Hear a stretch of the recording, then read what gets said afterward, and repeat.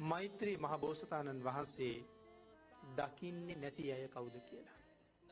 මේ ආශ්චර්යමත් වූ බුද්ධ කාලය නෙතින් දැක ගණ්ඩ පින් නැති අය කවුද කියන කාරණාවයි සිහිපත් කරන්න. මේ කාලේ ආනන්තරීය පාප කර්මය කරගන්න අය. මේ බුද්ධාන්තරේ ආනන්තරීය පාප කර්ම කරපු අය මේ අසිරිමත් බුද්ධ රාජ්‍ය දකින්නේ නෑ.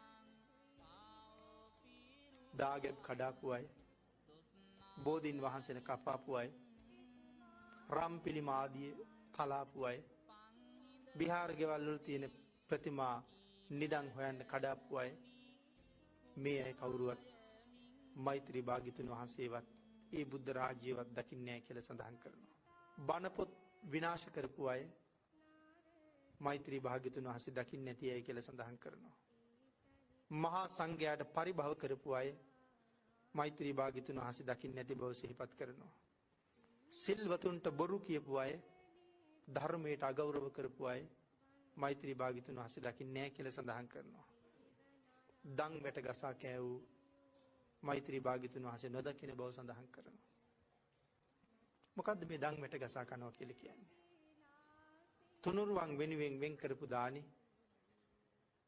තුනුරුවන්ට පූජා කරන්න කලින් තුනුරුවන්ගේ අවසරයෙන් තොරව තමන් පරිහරණය කිරීම. සුළු පටුයි කියලා හිතාගෙන හිටියට ඒක හරි භයානක අකුසල කර්මයක්. සමහර වෙලාවට සමහර ගෙවල් වල තුනුරුවන් උදෙසා දන් සකස් කරනකොට සමහර සකසන අය ප්‍රණීත ආහාර තැන් තැන් වල සංගවනවා. පූජාවට යොදන්නේ නැතුව. ඒ සියලු දේවල් අයිති වෙන්නේ දන් වැට ගසා කෑමටයි. අපේ භාග්‍යතුන් වහන්සේගේ කාලේ බිම්බිසාර මහ රජුගේ ඥාතීන් කොයි තරම් දීර්ඝ කාලයක් දුක් විඳලාද බිම්බිසාර මහ රජුගෙන් පින් ගත්තේ. බුද්ධාන්තර කීයක් නම් දුක් විඳද.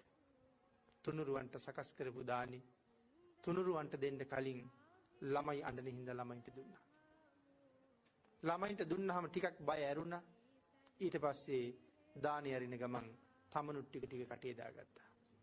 ආන්ගේ පාපයයි බුද්ධාන්තර ගණනාවක් ගෙවුවේ. එහෙනම් මේ දන් වැට ගසා කැම කියලා කියන්නේ ඒ කරුණුත් එතෙන්ට අන්තර්ගතයි. දානේ හදන එක මහ පිංකමක්. හැබැයි වරද්ද ගන්න එක බුද්ධාන්තර ගණනක් වරදින්න හේතුවක්. තුනුරුවන් සතු වස්තුව ගසා කාපු අය සංඝ සතු කරලා පූජා කරන දේවල් ධර්මයේ සඳහන් කරන්නේ කොහොමද?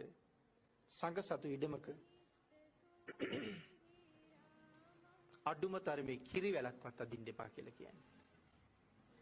ඒ සියලු දේවල් සරියුත් මහරහතන් වහන්සේගේ ඉඳලා අතීත වර්තමාන අනාගත සංඝ පරපුරටයි තියෙන්නේ. ඒ බිමේ කිරි වැලක්වත් අදින එක දායකයට අප්‍රමාණ කුසල. එනම් මේ සංඝ සතු දේවල් ගසා කෑවූ කියන කාරණාවට ඔය දේවලුත් එකතු වෙන්න පුළුවන්. බුද්ධෝත්පාදයේ මිසදිටු ගත්තෝ බුද්ධෝත්පාද කාලවල නිර්මල ධර්මයේ ජීවමාන වැඩ ඉන්නකොට මිත්‍යා දෘෂ්ටිකව කටයුතු කරපු අය වර්තමානයේ එහෙම අය බොහොමයි. නිර්මල ධර්මයේ මනාව බැබලෙනකොට තමන්ට ඕන හැටියට ධර්මයේ විග්‍රහ කරගන්නවා. ඔහොම නෙමෙයි මෙහෙමයි කියලා. ලෝකයට ඒක තහවුරු කරනවා. මිනිස්සුන්ට දන් දෙන්න තියෙන කැමැත්ත නැති කරනවා. මිනිස්සුන්ට පින් කරන්න තියෙන කැමැත්ත නැති කරනවා. නිර්මල ත්‍රිපිටකයේ තියෙන කරුණු වෙනස් කරනවා. වර්තමානයේ භාග්‍යතුන් වහන්සේ පවා උපන්නේ මේ රටේ කියා මහා මිත්‍යා දෘෂ්ටීන් කොයි තරම් පැතිරෙනවද? මේ සියලු දෙනා ගැනමයි මේ සඳහන් කරන්නේ. බුද්ධෝත්පාදයේ මිසදිටු ගත්තෝ ඒ අසිරිමත් ශාසනය දකින්නේ නැහැ කියලා. දසවස්තුක මිත්‍යා දෘෂ්ටිය ඇත්තෝ භාග්‍යතුන් වහන්සේ දකින්නේ. මොනවද මේ දසවස්තුක මිත්‍යා දෘෂ්ටිය? අත්ති දින්නම් දානෙහි විපාක නැහැ. අත්ති ඉට්ටං මහා පූජාවේ විපාක නැහැ. අත්ති හුතං මේ ආහුත සංඛ්‍යාත දානයක් තියෙනවා කියන එක පිළිගන්නේ නැහැ. ඒ කියන්නේ මේ ලෝකෙන් දුන්නාම පරලෝකෙන් ලැබෙනවා කියන එක පිළිගන්නේ නැහැ. අත්ති සුකට දුක්කටානං කම්මානං පලං විපාකු මෙලොව කරන පින් පව්වල වෙනම විපාක හම්බෙනවා සැප සහ දුක් වශයෙන් කියන එක පිළිගන්නේ. අත්ති අයං ලෝකෝ අත්ති පරෝ ලෝකෝ මෙලොව පරලෝ තියෙනවා කියන එක පිළිගන්නේ නැහැ. අත්ති මාතා අත්ති පිතා අම්මා තාත්තා විශ්වාස කරන්නේ නැහැ. අත්ති සත්තා ඕපපාතික සත්වයෙක් ඇත කියන කාරණාව විශ්වාස කරන්නේ නැහැ. ලෞතර බුදුරජාණන් වහන්සේ පිළිබඳව කරුණු දක්වහම ඒ කාරණාවත් ප්‍රතික්ෂේප කරනවා. දසවස්තුක මිත්‍යා දෘෂ්ටිය ගත්තු මෛත්‍රී භාග්‍යතුන් වහන්සේ දකින්නේ නැහැ කියලා සඳහන් කරනවා.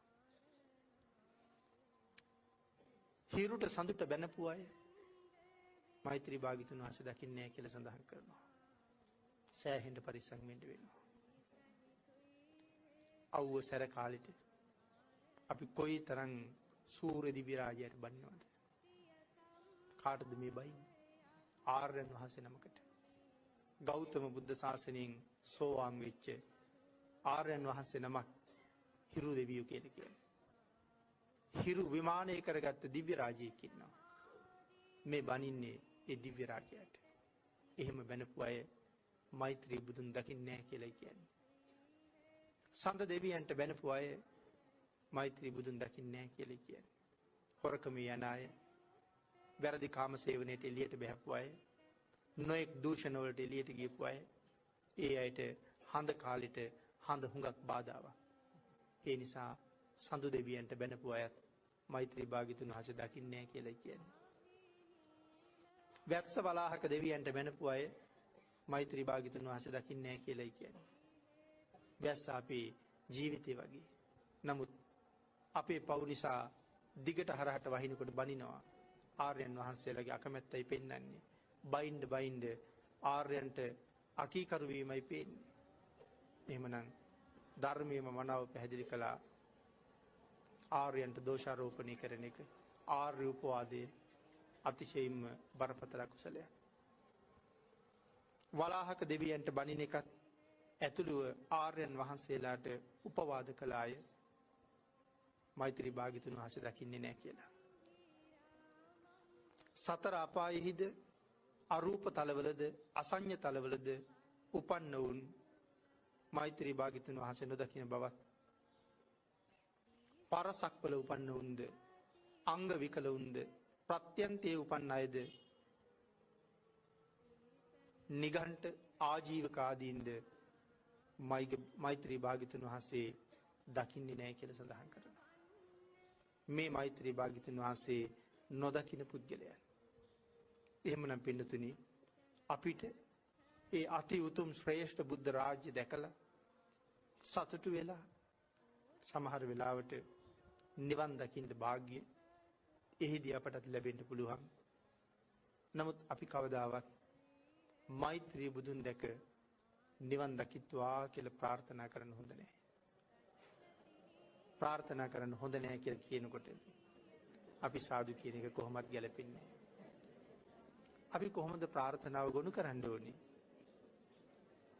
මොකද මෛත්‍රී භාග්‍යතුන් වහන්සේ දැක නිවන් දකිත්වා කියලා ප්‍රාර්ථනා කළොත් මොනම හේතුවක් නිසා හරි වැරදිලා මේ ජීවිතෙන් අවීචිත ගියොත් අපි මේ මෛත්‍රී භාග්‍යතුන් වහන්සේ දකින්නේ නැහැ.